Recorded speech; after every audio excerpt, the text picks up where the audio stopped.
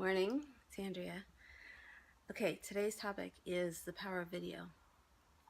And for me, I like tying into, or I'm beginning to tie human design into my marketing messages, and also my thoughts around everything that has to do with marketing and life in general, is including human design. So this is especially true for projectors. I'm a projector.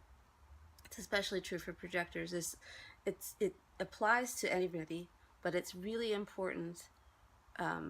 There's really some really important components that are beneficial to projectors, and so I want to make that point for you if you happen to be listening and you are one.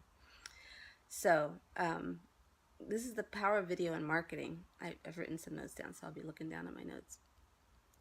It helps me gather my thoughts and get them into words. Often I don't know what I'm going to be saying until I say it, whether it's on video or to somebody in person or on a training or on a phone call. I don't know what's going to come out of my mouth.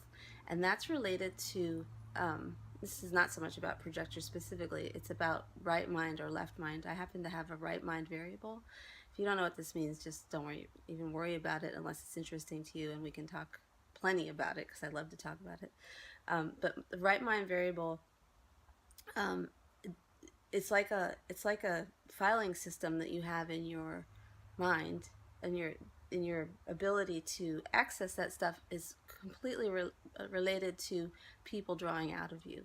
So you don't even know what you know a lot of the times until the questions are asked, and then you can access the information. It's different from somebody who has a left mind completely. We won't get all into that, but anyway, if I were to have to repeat some of the things that I say, like someone will say, "Oh, that's brilliant, can you say it again?" If I'm lucky, I can say like the last 3 sentences, but I can't reiterate it exactly. I can't do it. Video captures it for me, and that's awesome. So a second point I have is that sales require your buyers to know, like, and trust you first. And video can do this faster than any medium, and money loves speed. We know already, if you're a projector, that you don't have endless amounts of energy. You don't have, your time and your energy is a premium. And if you can have this tool doing the beginning relationship building parts for you, it's huge. It's a huge thing.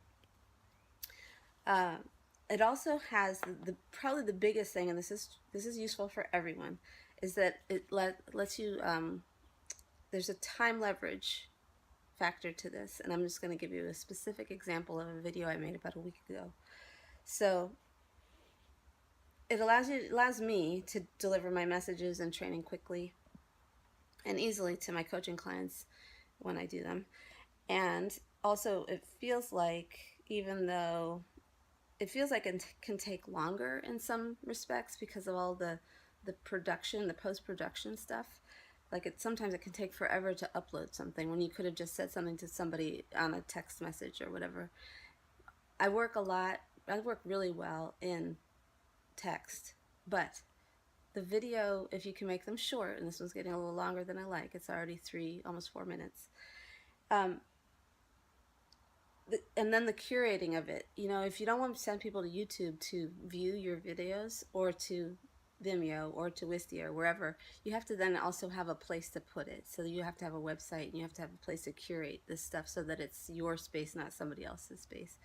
But that aside, it again does let people view you when you're not awake, which is huge. So that's the time leverage. That's the thing that people press on the time leverage. It's 24/7, blah, blah, blah. But the really cool part is that, here's an example. I made a 20-minute video about a week ago. It's been viewed 23 times. So I did the work once, 20 minutes of my work, my attention to that topic, 22 times me not repeating myself. It equals 440 minutes of viewing time, which is equivalent to 7 hours and 20 minutes of me not repeating myself. Now that is leverage, and that is good for projectors.